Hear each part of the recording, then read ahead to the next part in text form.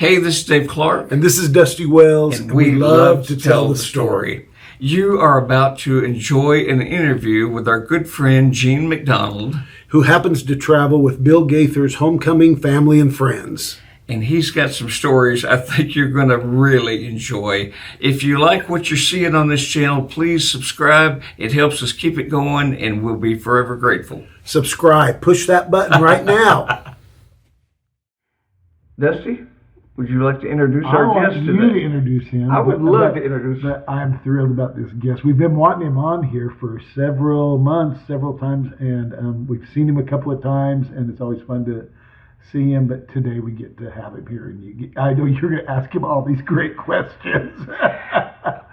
We are so excited to have Gene McDonald here. Yes, we are. Man, and the reason we've had so much trouble getting you on here is because you work all the time. I hope so. I have to. Well, I get that part of it too. But he doesn't just work. He works with some of the biggies in our industry. Yes, but he's like Jim Brady.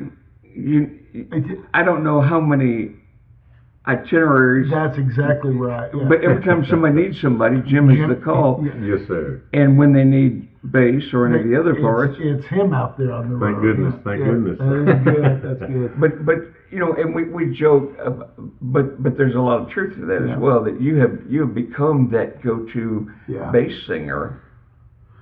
Yeah. That's a big deal. You know, it's. I hope so. I mean, I enjoy doing it, and it's one of those things where I want to make sure everybody's happy, and I don't want to disappoint, all that kind of stuff, and so I really work hard at being, somebody that they want to call. Sure. Well, and Gene's not just a bass singer, because that's correct. Just a couple of weeks ago, we went to a new Gaither vocal band taping. Right. And I'm trying to think what his song was that he stepped out and sung. Going Home. Oh my gosh! It was the tone on your voice. That was just so good. I mean, I love to hear him sing bass, but there was something really sweet about that song. And I have the advantage that we also go to the same church. Yes, so you okay? And it was about a month or so ago that you came up and did something with the choir at our church in the orchestra. Yeah, he pulled me out of and just said, "Sing this verse of He Touched Me." So. Oh wow! And it kind of worked. I know that shocks you. No, I bet it did. That's great. It's an interesting church because Dwayne Allen. We talked about that church when he was here. Chris Golden, part of that church. Jerry Salley. I mean, a lot of music people around. And to be able to pull somebody like you up out of the congregation and just nail it. Oh, that's awesome. And there's a lot of country people that are there, country music people as well. And Dave Clark is there. And Dave Clark, I mean, Dave and Cindy seeing Clark. him up there with the guitar makes me comfort. I know. Comforts me. I know. And I do play guitar, and every time I look out, I see somebody, Dana Williams from Diamond Rio, always sits right in front of the and you think, acoustic. And I'm like, I don't know what I'm doing up here. What a beautiful mess I'm in. Yes. Diamond Rio, beautiful mess. Their song. Did you catch that? So they have another song called "A Better Day." It's something like that. But I asked Dana one time. I said, "Was that intentional that you guys picked a title that had A, B, C?" Because when you plug your phone in, it defaults to alphabetical order. That's right. And he said, "No, it wasn't intentional, but now that you brought it up." So very smart.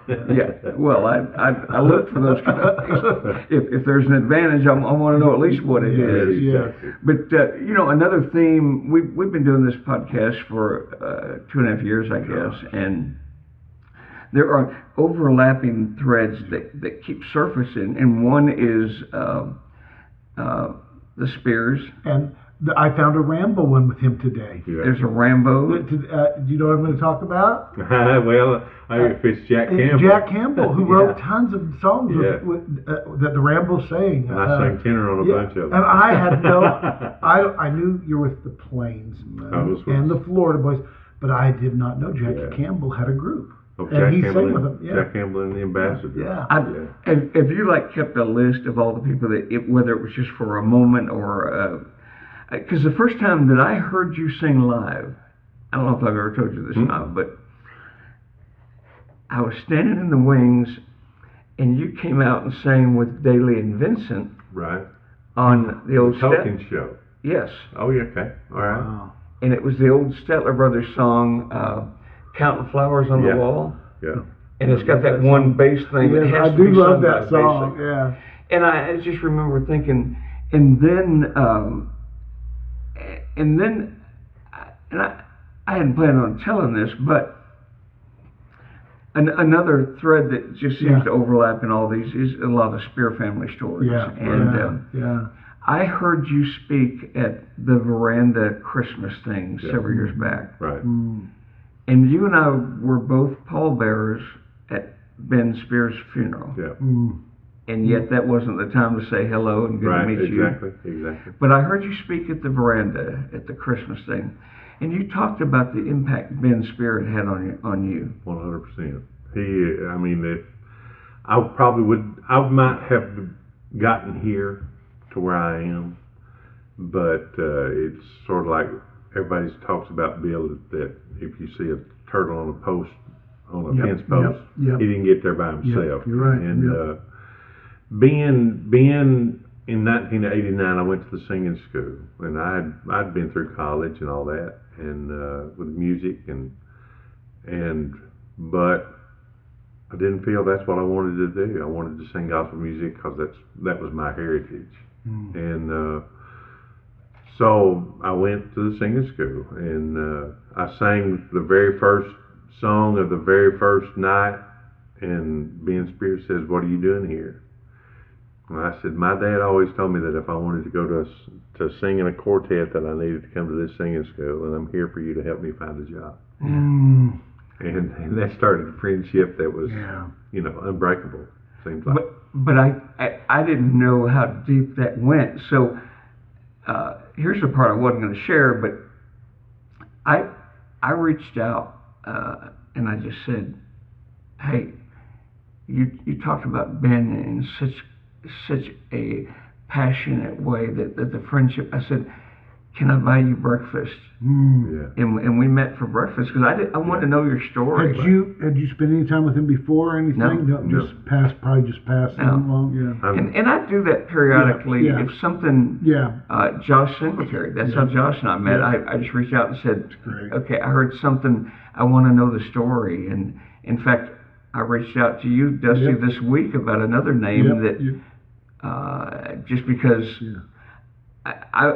if something moves me, I trust that radar, and when it's authentic, there's not as much as there maybe should be sometimes. That makes the hair stand up on my arm. And that night, I just thought, I want to know your story, and we talked about, and you, there were a lot of pieces of your story I didn't know, but one of them was your dad, and there was some radio and. Oh yeah, my dad has a radio program still to this day, and he started in radio. My family started I sang on Coke boxes, tall enough so I could get high enough to be on the microphone in '68. I started with my mom and dad and my sister. And we sang, and we were sponsored by Pepsi Cola and Miss Fanny Richardson. Wow! So we did that from I came in '68, and then my family, me and my sister and my father and mom, we sang the McDonald family, and we sang from. I guess I started with them in '68 until 1980. Wow. And then I left them in '80, and then joined Jack Campbell. What part of the country? Over in Missouri? Southeast Missouri, Kennett, Missouri. Magruder's territory, very much which so. was my pastor for years. Wow. So we did that. I live 90 miles north of Memphis, about 85 miles south of Cape Girardeau. Okay, yeah. And so there's a story that, like, your sister went away for the summer, and You were 5'8" or something when she left. So that was in '82. I had just left. I had just quit Jack Campbell, and was planning on. I don't know what I was planning on. I really don't. And but Jack decided that he was going to stop for a little while, and so. I mean, I was singing tenor for him on May the 27th, and September, Labor Day weekend, I was singing bass. I mean, it was from 5'8" to 6'2", and about that quick. And my sister was a summer missionary in West Virginia, and so we had decided that we would go see my sister and then stop back by the World's Fair that was in Knoxville. Yeah. And so we went to see my sister, and I knocked on the window of my sister's car, and she didn't know who I was, because I was so tall, and so so. But I mean, junior year, I made all district first tenor. In my senior year, I made all state choir bass too. Okay, that's crazy. That's crazy. So I mean, it was very, and so I thought, I'll just be honest, I thought the Lord didn't want me. Yeah.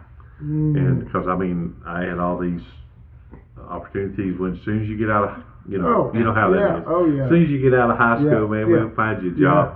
And then when my voice changed, it said, "Well, you're not going to be low enough to be a bass singer. You're not high enough to sing baritone." Yeah. And but here's the thing, yes, you got tall and you got low and all that, but you still kept the amazing range, and that's what and you studied actual. I did. I studied at Arkansas State University for music ed with an opera minor. Wow. That's what I wanted to. I figured if the Lord didn't want me, that's really what I thought. I thought, here I've been groomed all my life to sing gospel music, and then my voice is going to change, and you're going to say, okay, I don't, And so it kind of hurt my heart, and there for a while I tried to prove to a lot of people that I wasn't Christian, and I was very successful. And it was pretty tough. Went to college, and so I worked on tugboats in Memphis to pay for college, and one 1988 December in 1988 I fell 29 feet into an empty grain barge, and walked out of it. They did $7,000 worth of CAT scans and X-rays at that time, and I had a 1/4 inch cut over my left ear. And that was it. And the doctor come in the next morning, and my mom's sitting there, and and he goes, "I don't know if you know the Lord, but the Lord knows you." That'll preach. That's a song too. Write that down. He said, wow. There's a kid that this happened to 6 months ago, and his mom and dad will be feeding him through a feeding tube until he dies. Oh my gosh. And he said, you're going to have knee problems, and you're probably going to have back problems, but as soon as you can walk right over there and use the restroom, you can go home. Wow. And I said, well, what's wrong with me, Doc? And he said, you got a 1/4 inch cut over your left ear. And I had a red, white shirt on, so it looked like I'd just been hit by a stuck hog, Yeah. And he said, you got a 1/4 inch cut over your left ear, and that's not big enough for a butterfly or a stitch. And he said, as soon as you can use the restroom, he said, you can go home.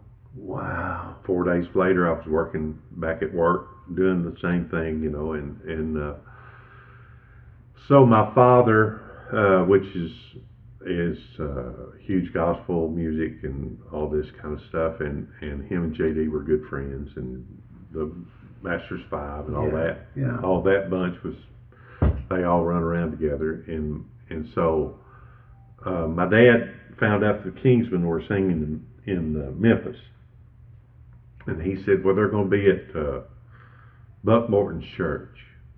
And chaplain of NQC. And so I said, all right, that's great, Pop. He said, it starts at 7. I said, well, I don't do that no more.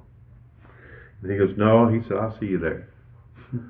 So, you know how that is. And so I went, and listened to them, and it was great hearing them and all that kind of stuff. And then they sang "Old Ship of Zion."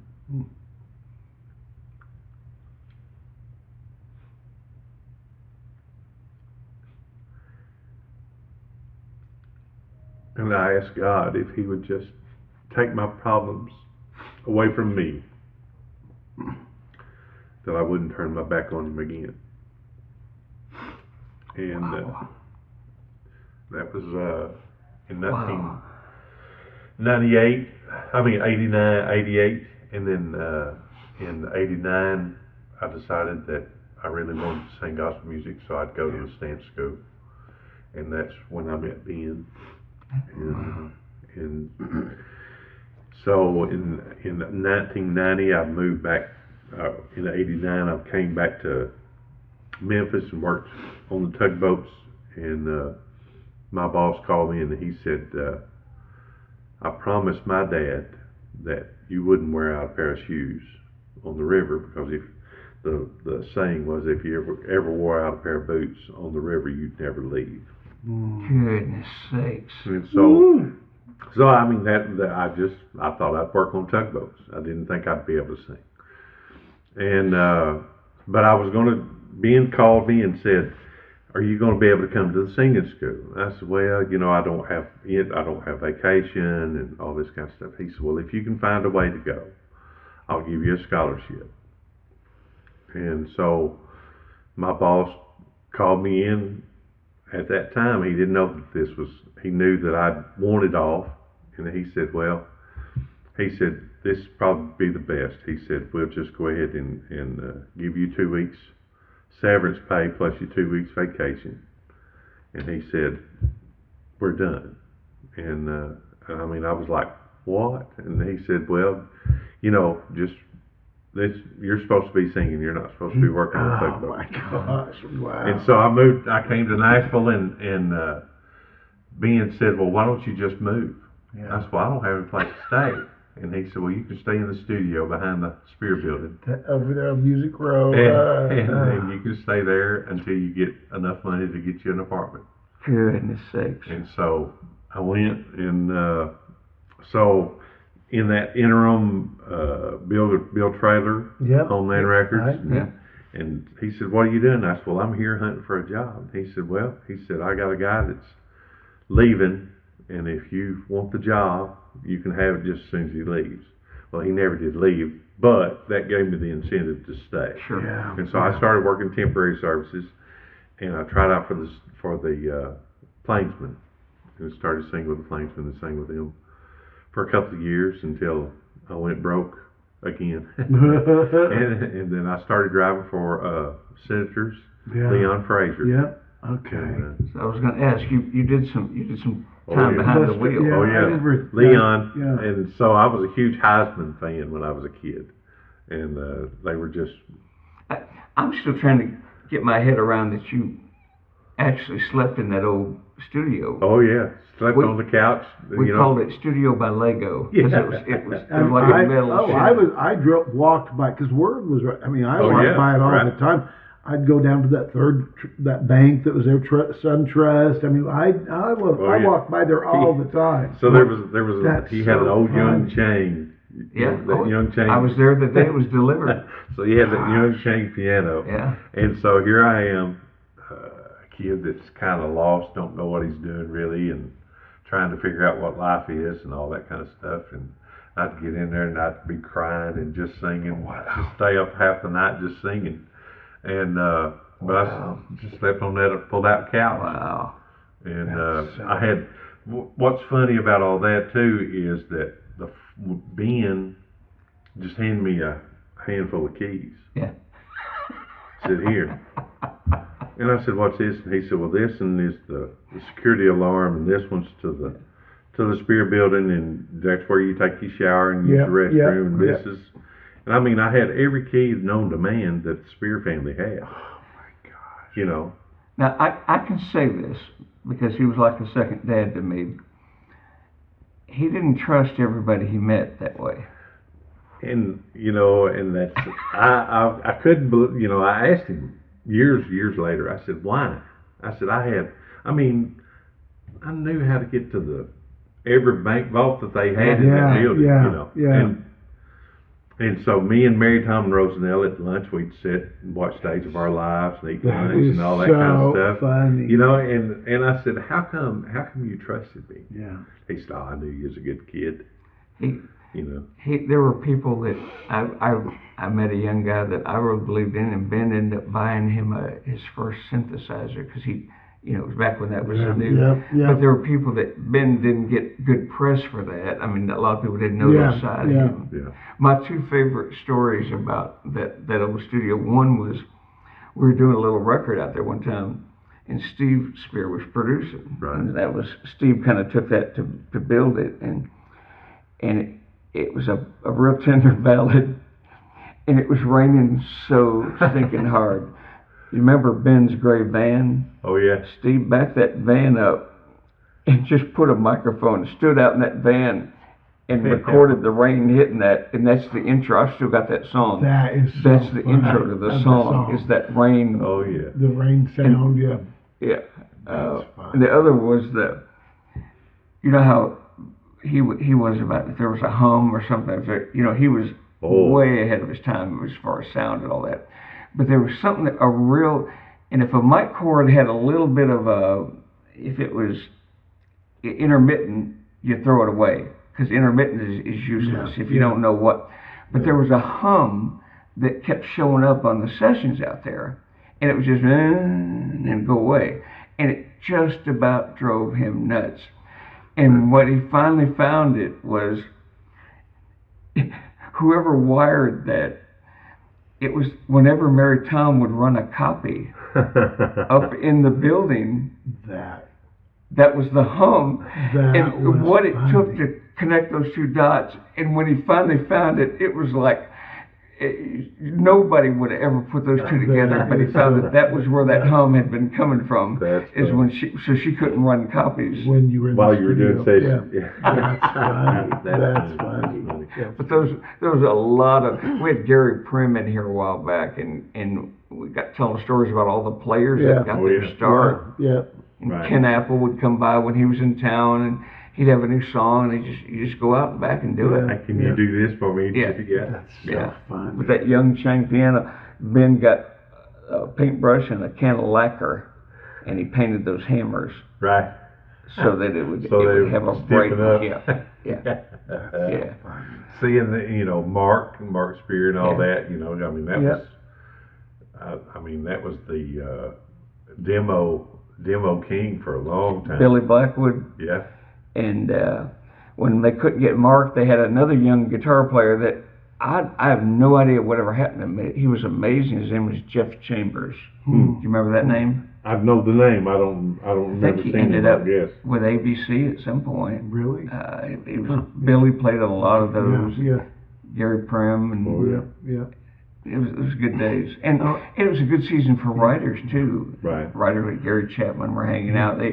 That was kind of a neat little hub. But I didn't want to live in that studio. Exactly. Well, I remember when we first moved to Nashville, because I moved here with the Rambos from Atlanta, and Dottie was such a huge Spear fan. I mean, she loved Mom and Pop Spear. She loved Rosanelle and Mary Tom.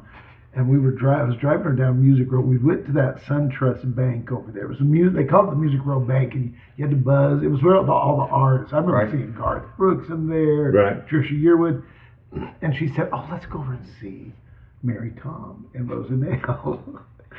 And I'm driven by that house, and for people Nashville, that area of town there was a lot of older homes. But you still had some big music buildings. You had the Word Cure building had been built. You had CSAC. You had CSAC, ASCAP. You had Warner Brothers. UA was right next to that.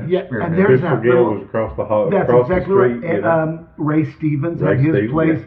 And so I always thought it was so strange when we first moved here. There's did it say the Spear Building or Spear Building? It's his house. And so I remember us parking. We parked it, I want to say, in the side. And we went up there and we walked in and they were sitting watching TV. And it was like lunchtime. Usually eating lunch. And we got a sandwich and we sat there, and I thought, back then you don't have phones to take pictures of, but I wished after, I thought, how cool was this? And I'm sitting with these original Spear sisters and Dottie Rambo in this old house, and they're watching Days of Our Lives or whatever it was. And see, and just visiting with each other. So then there was a house. There was another house. And then right beside it was JD. JD. Yes. Heartwarming. That's exactly right. And then he had the trailer out back. I remember, So if I'm not mistaken, there was a record Spears had called Down Home, where they're sitting out on the porch swing. I think that was taken, if I'm not mistaken, on the house in between JD's. Yeah. Right. That's so funny. All that stuff, I know. To think of the heritage and how much, I actually got lost the other day. Yeah. Oh. Because you remember that White House? Oh, that was on the corner. Yes, yes. I mean, that was your marker. You go down there now. I can't drive down there anymore without it. Breaks my heart. Because there's it's so close. Those apartments, the condominiums. The UA Tower is the only thing that's still there. Yeah, the other day I drove by what I used to call Koinonia Bookstore, and now it's called The Well. But there's apartments, right? Yeah. They took away that little kitchen that's across. Isn't there a historical marker for Koinonia? Yeah, and it talks about Michael W. Smith, Amy Grant, the Chapmans, not Stephen Curtis, but that had Dogwood, the group. I'm trying to think of their names. Steve and Annie Chapman and Honeytree's names are on it. Wow. So, it's just crazy. when you left, so you're going to join the Plainsmen, and there was some old Spear connection to the Plainsmen, or Stamps. Stamps. That's what it was. It was Stamps Baxter Quartet back in the day. And they became the Plainsmen. Right. Rusty Goodman, and Thurman and Ermin Bunch, and Howard Maynard, and Welborn. What was his name? Howard Welborn. Yeah. And wow, those some old names. Jack Maynard and Howard Welborn. Yeah. And Eddie Crook. Eddie Crook played piano. Wow. And so, like North to Alaska, that Johnny Horton. Yeah, Johnny Horton. They sang back that about was that, Rusty right? Goodman singing. No. Yeah. My mom had that record. So that was so Rusty Goodman and the Plainsmen singing on that. I had no idea. Yeah. So I thought, who in the world could have sung that? Yeah. But it was Rusty. Before the Goodmans formed a Goodman. I had no idea. Wow. Because that was between the war and... You can find those old black and white videos on YouTube if you put in the Plainsmen. And Rusty, you can... But his voice was huge. Okay, I'm going to go listen to that. That's funny. So you were the young one then with that group. Oh, yeah. You were the young... I was the baby. And Rusty was... Didn't he originally join the Plainsmen as a baritone as well? I don't. So you had Thurman and Ermin Bunch were twins, and they were lead in tenor, or lead in baritone, I think. And then Jack Maynard was the lead. He was pretty well the owner of the group. And so he can sing whatever he wants. Yeah, exactly. And so, but they had hired Rusty, I think, to sing bass.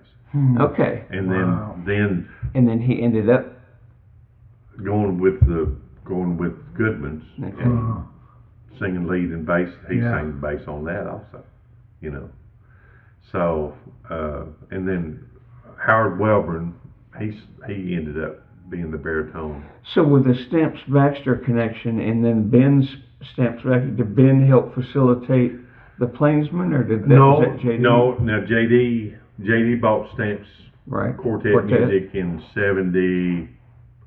I would say that's probably 72 or 73, because he sold Quartet to JG in 72. So that's the reason why it moved to Memphis, to Nashville. Wow. And so it's all connected. It is. Wow. And so JD started the Stamp School in Mayfield, or Murray State. Yeah. And so that was several years before my time, as far as being able to sing. And that was the first year at Murray was my first. That's where I got. And what would that have been? 72 or 73? 74. 74. Oh, you are old. So then when JD let go of it, then it became Rob Novell's dad's Charles Novell's school, and then Ben bought stamps. Right. So just so he could do the scoop. Yeah. Right. And that's how that all transpired. Wow. So there's a great story that I don't think has ever been told publicly, but We're getting ready to hear it though, aren't we? I'm debating, so that means we're probably going to tell it. I but, love it. So one of the things, I've worked with different publishers through the years, and they would put me in, just kind of gap stuff, well, once you oversee that. So one of the things when the Benson Company bought Stamps Baxter, back then, we've talked a little about this, where they didn't copyright songs, they copyrighted books. Right. So you had like page number. Yep. And so Ben was going to sell his catalog. And so at the time, I was find catalogs for Benson. Right. And I'd go to Dale Matthews, who was, grew up Southern Gospel. And so Ben went back and forth. Ben always was slow to make a decision. Right. And it usually benefited him by being slow. Right. Which is not the case with publishing. Right. And there's a window when it, makes more sense. And so we talked about it, and I went to Dale and I said, you know what, this would be a good fit here. And Dale said yes. And they based the sale price of a catalog on a multiplier. So if they, by the season that it had, they multiply it, and that's how you know what a catalog's worth. So the multiplier, because Ben had not worked that catalog really since Ken Apple left and I left and Harold Lane was no longer writing. Right. So it wasn't active like it would be. So Dale said, because it's Ben, I'm going to give him a higher multiplier than what market value says. So Ben agreed, they cut the check. It was sitting on Dale's desk, and Ben came into the meeting to sign the paper and get the check, and it was a very good offer. And I called Ben in the side room before he went in Dale's office, and I said, you just need to know that I just accepted a job with Lilinas as publisher.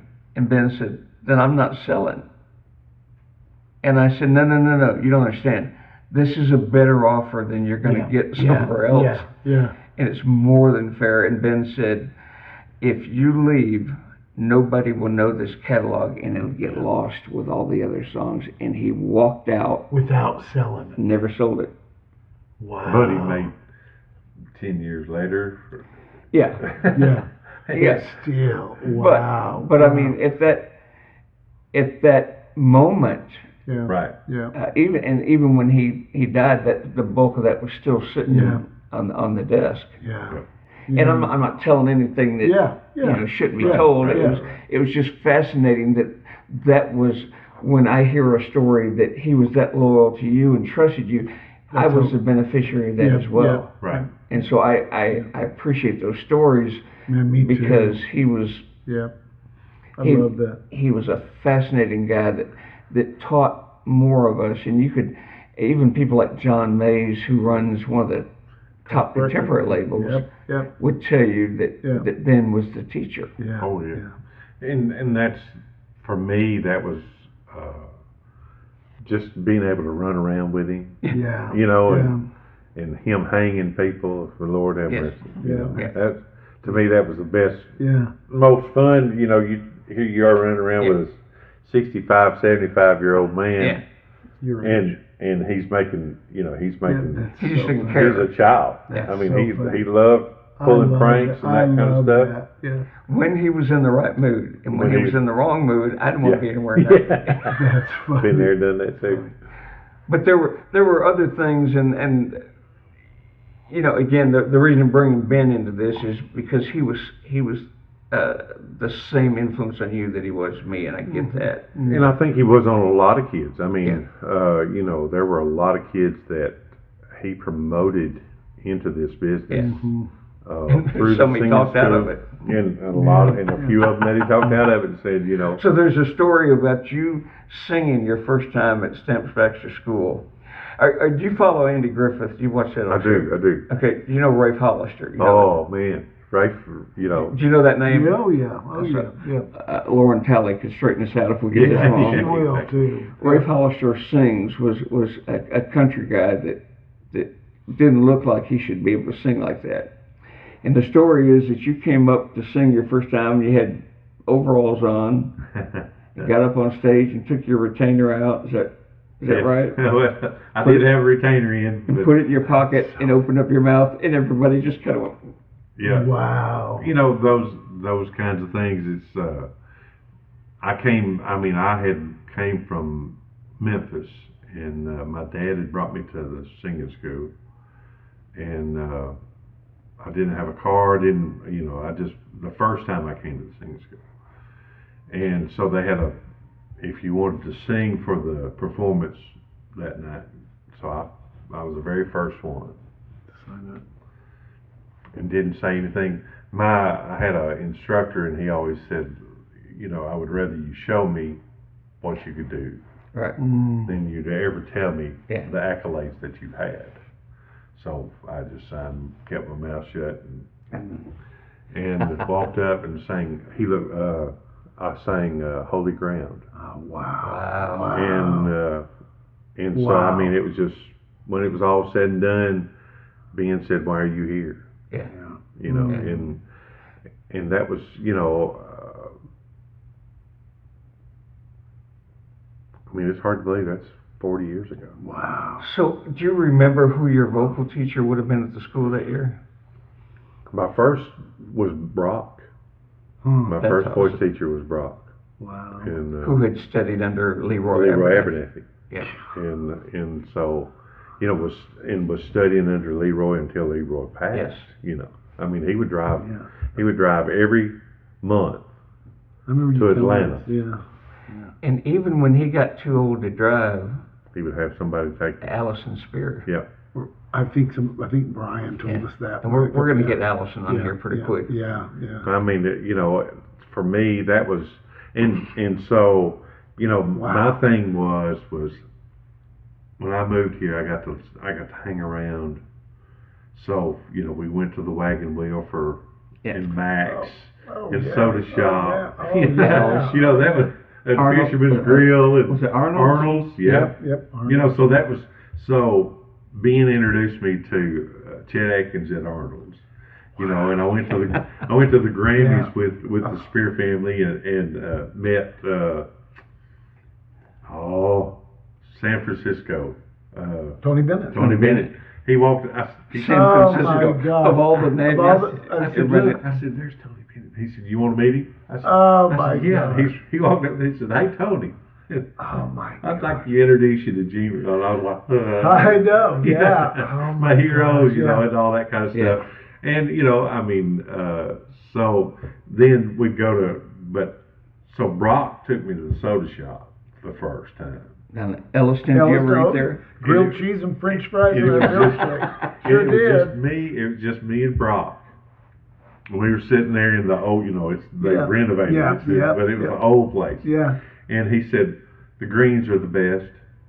And so I get double greens because I love the greens. And he goes, this is the very booth that me and Faye, you know, when we were dating. This is the booth that we went to. And I was like, you know, I mean, just to be able to be in part of that history. Yes, that's so cool. And, you know, so, I mean, all that was just, I mean, I'm like a kid in a candy store. Yeah. So, you know, you got the Spear Building here, you got the studio, and right here's JD's. Right. Yeah.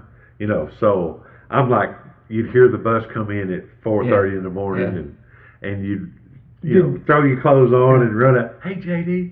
Did you meet JD? I mean, you knew JD I knew and everything? JD very well. He was a family friend. Yeah. Okay, from your dad. Him and my pop were probably best friends, and that's a lot of the like Victory Road. My father took a picture for that. He was the photographer for those. Wow. Those CDs. So when I was a kid at Murray, you know, at the music school, they did the live record at Murray, the Stamps Quartet. So I was one of the kids in that choir. Really? And so when I got to produce the first of the two I did for Benson and JD, I asked JD, could we do Victory Road, because that was the song they taught us in the choral technique class. Right. That's so Isn't it cool? funny. Yeah, I mean, and I still feel, everything you're describing, I know exactly what it was. And we had Jimmy Fortune on here a couple weeks ago, and he was telling similar stories about, when he was such a fan. Right. And Dwayne Allen was on here a couple weeks ago, and he talked about, coming to Nashville and the people that believed in him. Right. There's this undefinable thing that you see it, and I've taught songwriting enough years that I don't even need to hear their songs. I usually know by the questions that they ask who the writer in the room is. Right. Yeah. That's good. So when did you start singing with the Gaither stuff? I mean, I remember you on some of the early videos. That was a videos. band connection too, right? Yeah, it was. Okay. It was. So in '92, I left the Plainsman and was driving for Leon Fraser and Senators. Yeah. And again, I was a huge Heisman fan. I mean, they were just, to me, they were probably one of the best quartets in my mind. Yeah. And so was working for them, and I was out driving a bus for New Kids on the Block. I love that story. That's crazy. And so we had played in Kansas City, and I was taking them back to Boston. Okay. And I came through St. Louis, and I thought, I need to call Ben and see if he wants to have lunch, because I'm going to be coming back through Nashville to get to Corinth. Yeah. And so I called Ben. I said, hey, man, I'm going to be coming through in a couple of days. You want to go to lunch? And he goes, what days are you going to be here? And I said, well, it'll probably be the 6th and 7th, or 5th and 6th. And he said, well, I've got a session if you can do it. Now, prior to that, in '92, before I left the Plainsman, I tried out for the New Statesman. Okay. And Bill and Jake, I knew Jake and all that, and family and all, but I didn't know Bill Gaither, but I knew Jake, and so I wasn't low enough to sing bass, and so I tried to talk Jake into swapping parts with me. That's that's how bad I wanted a job. That is so funny. And so Bill said, you're a good singer. Right now, you barely have a low C. Keep trying. Yeah. But right now, we don't need you. Wait, Gaither's telling somebody they needed to lower notes. So anyway, so I go and drive, and so Ben says, what are you doing? And I said, well, I'm coming through. And he said, I've got a session on the 6th and 7th. I said, well, who's it for? And he said, Bill Gaither. Well, I dropped them on the morning of the 4th and drove.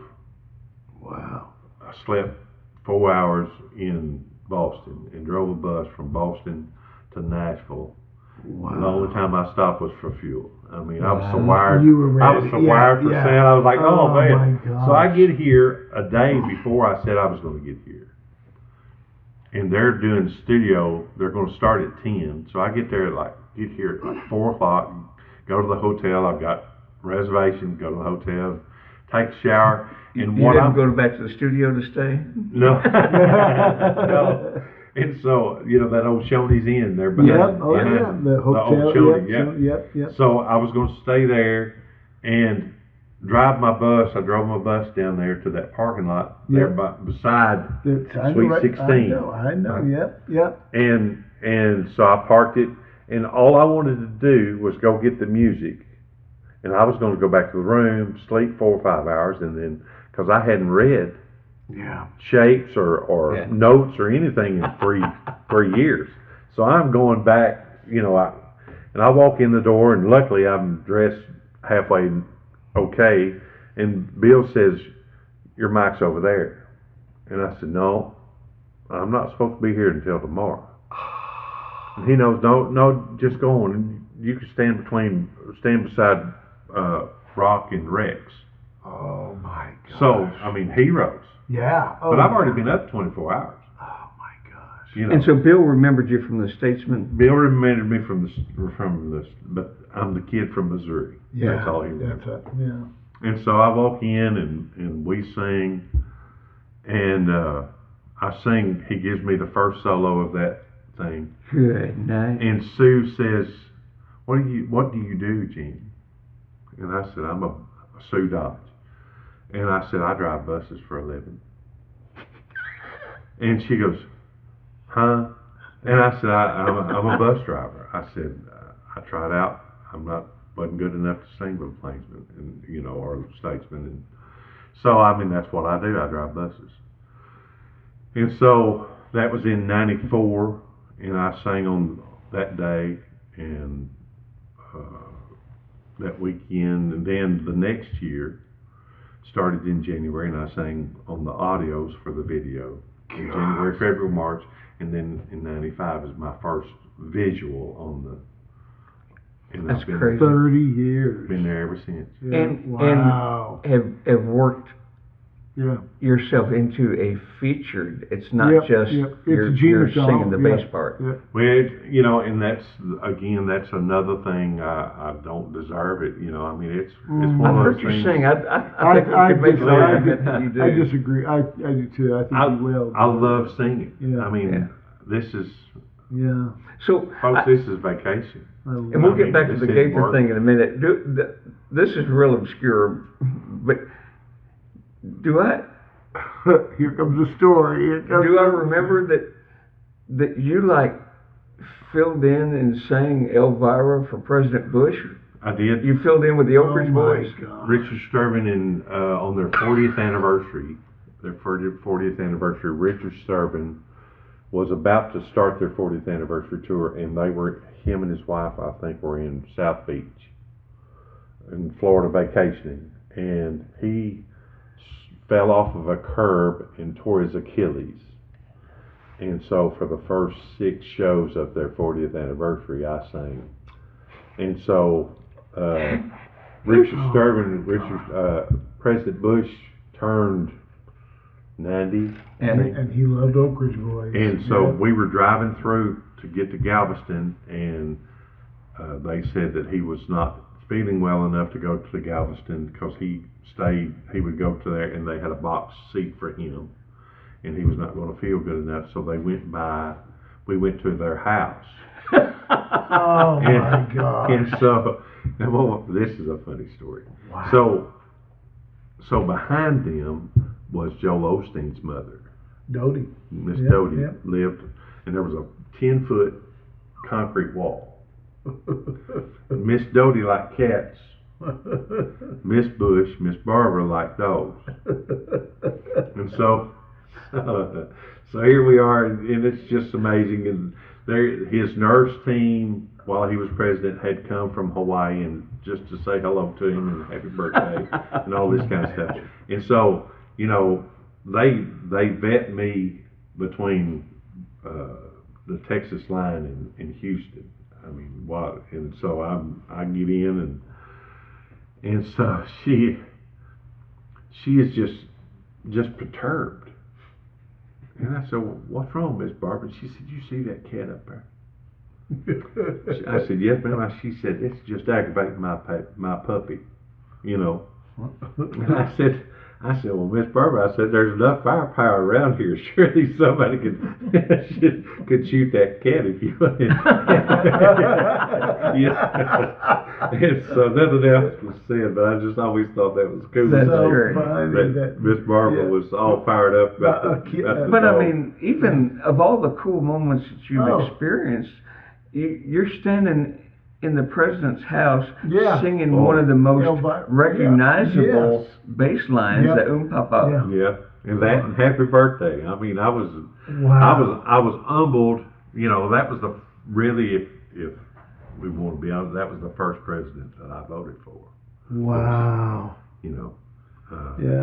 So we've talked in several episodes about that Nashville moment when you realize, I'm aware that I'm living in the moment. Yeah. It was that, I know that wasn't in Nashville, but that had to be one of those moments that felt surreal to you. Oh, well, number one, I can remember when I was a kid going and seeing Willie.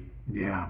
Right. And all of them. Yeah. Back when Noel Fox was singing with them. Yeah. You know, and Ronnie Fairchild Sr. was playing piano. Yeah. And in Pickett, Arkansas, and they, you know, and the funny thing about that was they were opening up for Swanee River Boys. Wow. And Jesus Is Coming Soon. Yeah. He did it all for me. You know, that album. Yeah. And so I was like, man, here I am. Wow. You know, getting to run around with these guys. And we had reacquainted ourselves when Herman passed away. Herman Harper died. Yeah. Right. Rex took over and sang for a year and told her that he would sing for a year, and then he would help her find somebody to sing. Well, so I was the first one to sing with the Carol Lee Singers after Rex. Good night. I didn't know Rex. I did not know. We had Ed Harper on here. I did not know Rex. See, when Herman and Rex were such good friends. Yeah, I knew that. And so Rex, Carol Lee didn't know what to do, so she said, and Rex did. Did you know that? I did not. Wow. And so whenever that was all said and done, then I was the first one to come. And I didn't know that Nora Lee was Dwayne's wife. Yeah. And so here I am, I'm singing, and here comes Dwayne Allen. I said, well, that's Dwayne. She goes, yeah, that's my husband. I said, Lord have mercy. And I had met her when I was a kid. I didn't know Nora. The first time I went to I knew who the Oak Ridge Boys because of the Randalls. Right. I didn't know Nora Lee was his wife. They never really talked about that's Dwayne's wife. Exactly. Yeah, I was the same way. So I was like, I didn't know for several years. How long have I known? known? And then you start rethinking everything. Yeah. Oh yeah. You're exactly right. Exactly. You're exactly right. I didn't say that, I promise. Yeah. No, but I mean, so they were heroes. I mean, from the 60s, and him and them and my father were good friends. That's so cool. And so then the Florida Boys, we did the acapella Stand By Me on the video. Yep. And that was a Jordan Ayers cut. And so I just rearranged it, just a couple of chords, but I wrote it all out in shapes so everybody could read it.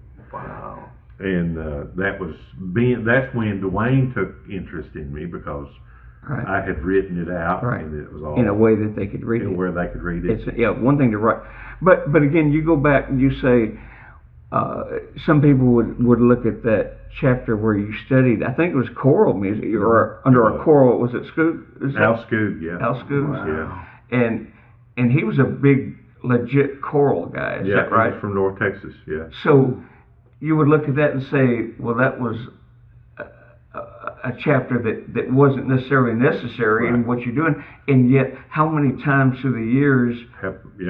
It's come definitely to counterpoint. Yes. All that, I'm a counterpoint nut. I mean, if there's parallels and all that kind of stuff, I'm like, I mean, it really hits me when. We did one of the things we did for Benson was they asked me to pick I think 20 Stamps Baxter songs and re-demo them, and one of, and so I, that was fun for me. And one of the songs was Do Right Come Smiling Through. Remember that? Yes, sir. So I couldn't wait to play those demos for Ben, because I thought he would love that went back and so I said, I know where this story's going. Yeah, you probably do. He said, why'd you change the bass part? I said, well, because it just felt like that was what, he said, it was right to begin with. And this was late in his life. I mean, you knew exactly where I was headed with that. Exactly. Because there were reasons why that stuff was the way it was. And Ben was still teaching me, right up to the end. I thought I had something I was going to make the old man proud. No, go back to the original. It was right like it was. I love that. So Rex is the reason why I got the job Rex and Ben both were the reason why I got the job with the Florida Boys.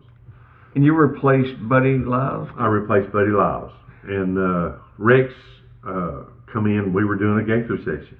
And Rex said, well, what would you think about singing with the Florida Boys? I said, I wouldn't think much about it. He said, why not? I said, well, me and Les, you know, I like to play too much. I don't think Les would like me. And I said, he said, no, I think Les is a lot more fun than what you think he is. And so I went through the whole room. I went Jake and James and all the old boogers and Foxy and I said, what do you think about me joining the Florida Boys? Well, man, I think that'd be great, right down your alley. Asked Bill, the whole 9 yards. So I called Les and we settled money and everything over the phone. I never did try out. Wow. Because Rex told him I could sing. Yeah. And that was enough. And Ben told him I could sing. You stayed 9 years? I was 9.5, yeah. Until they retired. I left in March and then. Do I remember right that when you left, you said you were like going to work on buses or something? I started working for a Music City coach, working on buses. Wow. And they retired after that. Yes. It wasn't like you went and worked on buses because they were going to retire. No, I left in March and they retired in September. That's October. awesome. Wow. So, wow. And they had some, Billy Todd. Billy Todd, awesome. Yeah. They had some great bass singers, and Buddy was not the low dominant. But he was very consistent. Absolutely. Very consistent. And my mind just went blank. Glenn Yes. already. Yeah. He was an underrated singer. I mean, He started with the Oaks. Precious. That's man. right. He started playing guitar. Yeah. I've got a picture of him in I think it's 1948. Wow. And he's on stage at the Ryman. Yeah. With Wally Fowler all night singing. He's playing guitar. Oh my gosh. You know. Some of those live Florida Boys videos where he's playing guitar and you think he's in the pocket, and then Les is playing bass, and you think, well, that's not the same pocket. That's and Les. So so Daryl Stewart. Tell it. Oh, tell it. Daryl Stewart. Yes. Great piano player. Yeah. But he played. Yes. Ever how his heartbeat was. Yeah. Oh yeah. If his pulse was 90, and he was 40. He was working the crowd at the same time. Oh yeah, exactly. So it wasn't all about And so I can remember like we do standing on solid rock, and if his heart was slow, I'm standing. That's so funny. Or if it was hard, I'm standing. And Les would just be trying to keep tempo. That's so funny. It was some of those videos. It's everywhere. Oh yeah. That's But Glenn, so Glenn was the most consistent singer. Yeah. And good Christian man and good example of a good husband. Nice. So what was the story? I may never get to ask this from anybody who knows. What was the story with Daryl's hairpiece? Well, so I mean, he I guess up until the 70s, he wore a hairpiece, and so one of the stories that I know is that he had, and they say this is the reason why he stopped wearing a piece, is that he had a hairpiece, and he would just take it off like a hat and set it on his piano. In concert? No, in his living room, and just go off and they had somebody that was doing construction. Now this hairpiece at that time was a $500 hairpiece. I mean, this wasn't That's awesome. But the guy thought it was an ashtray. No. And it looked. No. You know how how in the 70s how they had the fur. Oh yeah. And so it was all laid back and it had that hard shell and he thought it was an ashtray, and he's smoking, and he was painting something in their house, and he put that out in there. Okay, that may be one of the funniest stories I've ever heard in all these That's why they say that he stopped wearing a hairpiece. So so funny. So, but he would. There were times he would bow on stage. Oh yeah. And he'd do all that on. Yeah, that was a lot. He had a lot of fun with it. He had fun, Once everybody knew that it wasn't his hair. Yeah. I mean, but they could have told that in 1968. Yeah. That's great. That is so fun. This has been wonderful and worth the wait trying to get you here. And you've got one of my favorite projects. I mean, you're everywhere. I talk about all the artists. I came in here one day and you were singing with who's the? Mine just went blank. The lady that she had all these multi-artists. Angie Prim. Sorry. Yes. And you were on her record, and nobody's surprised anymore because you do what you do so well. Oh, thank you. Well, fits. I love that he's such a great husband. His precious wife Terry and your kids, and I love you have two sons. I do. I have one that's 23 yeah. that's fixing to start teaching high school Where? or school in Gallatin. Yeah.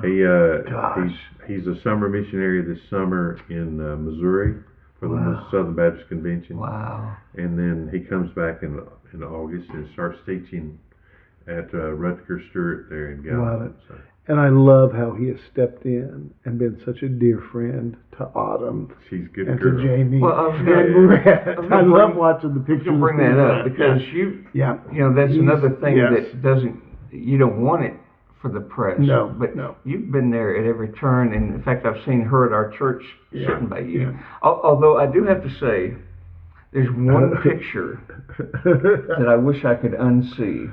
Is it the pregnant picture? Because I think the pregnant picture is one of my favorite ones. It's a pregnant picture, but it's a pumpkin. Yes, it's absolutely awesome. Let's send everybody looking for that. Yes. But you were curious. You want to explain the context?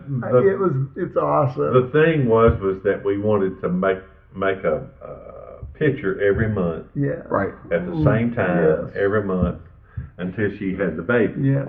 And so, so here we are. We did the video in Franklin. Yes. Well, that was one of the pictures, and I raised my shirt up.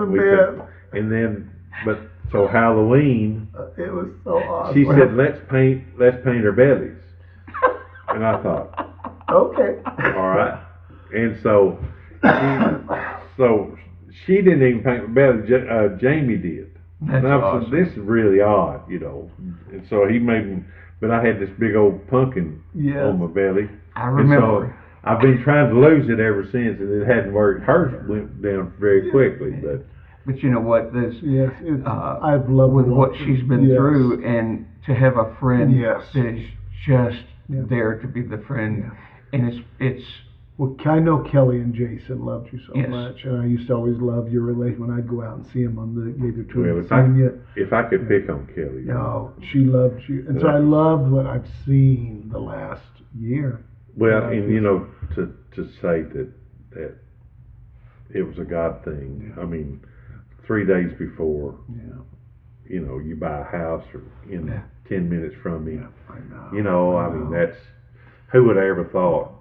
Yeah, and I told somebody the other day, I said, 28 years, I tried to get this kid to hate me, because I picked on her every time I could. Oh, God. Her and Amber, if I could pick on them, that was just the joy of my life. And so now here I am. But you were building trust that you didn't even know you needed. That's good. And I love it. What's the old line about God's in the details? Yes, in the details of it all. This has been wonderful today, and this is why we love to tell the story. I love seeing how all of this intermixed. That's what we love doing this. We love it. Well, I'll just say this: when it's all the tapestry.